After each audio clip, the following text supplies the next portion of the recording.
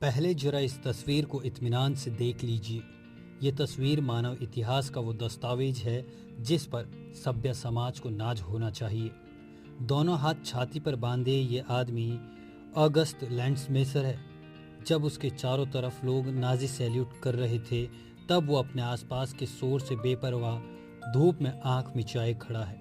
जिस सीने के आगे उसने हाथ बांधे हैं, उसमें धधकते विरोध को तब शायद लोगों ने न समझा हो, पर 22 मार्च 1991 के दिन जब डाइजेट द टाइम्स में ये तस्वीर छपी तो अचानक खलबली मच गई। लोगों को पहली बार ऑगस्टस के बारे में मालूम पड़ा। एहसास हुआ कि जब पूरा जर्मनी नाजी रंग में रंगा था, उस वक्त एक आदमी ऐसा भी था जिसने अपने हाथ सलामी में नहीं उठाया। अगस्त तब पानी के जहाज चलाने वाली कंपनी में कर्मचारी था। मौका था एक ताकतवर जहाज होस्ट वेसल की लॉन्चिंग का। उसने साल 1931 में ही नाजी पार्टी की सदस्यता ले ली थी ताकि नौकरी पाने में कोई मदद मिल सके। लेकिन 1935 में एक यहूदी लड़की इरमा एक्लर से सगाई के बाद पार्टी ने उसे निकालकर बाहर कर दिया। वो दोनों शादी करना चाहते थे, मगर नाजी लोग रक्त शुद्धता के सिद्धांत में बड़ा भरोसा रखते हैं। वे मानते हैं कि नाजी शुद्ध आर्य हैं और उनकी शादियां यहूदियों से नहीं होनी चाहिए। ये उनकी तरह का अपना लव जिहाद था। कानून ने इस शादी को वैध नहीं माना तो बिना शादी किए ही साथ रहने लगे। इसे आप लिव इन कह सकते हैं। कानून के लागू होने के महीने भर बाद ही इरमा ने एक प्यारी सी बच्ची को जन्म दिया। 1937 में उसने परेशान होकर जर्मनी छोड़ने का फैसला किया और परिवार के साथ डेनमार्क जाने का मन बनाया।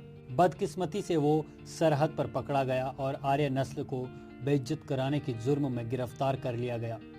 1 साल तक उसका ट्रायल चलता रहा, मगर अंत में उसे सबूतों के अभाव में सिर्फ चेतावनी देकर छोड़ दिया गया। नाजियों की हर धमकी को वो बेपरवाही से उड़ाता जा रहा था। आखिरकार सरकार ने 1938 में उसे पकड़कर 3 सालों के लिए यातना गृह में भेज दिया। ये वही बदनाम यातना गृह थे जिनकी कल्पना भी रूह कपा देती थी। इस सजा के बाद अगस्तस कभी अपने प्यार इरमा से न मिल सका। उधर सीक्रेट पुलिस ने इरमा को भी नहीं बख्शा था।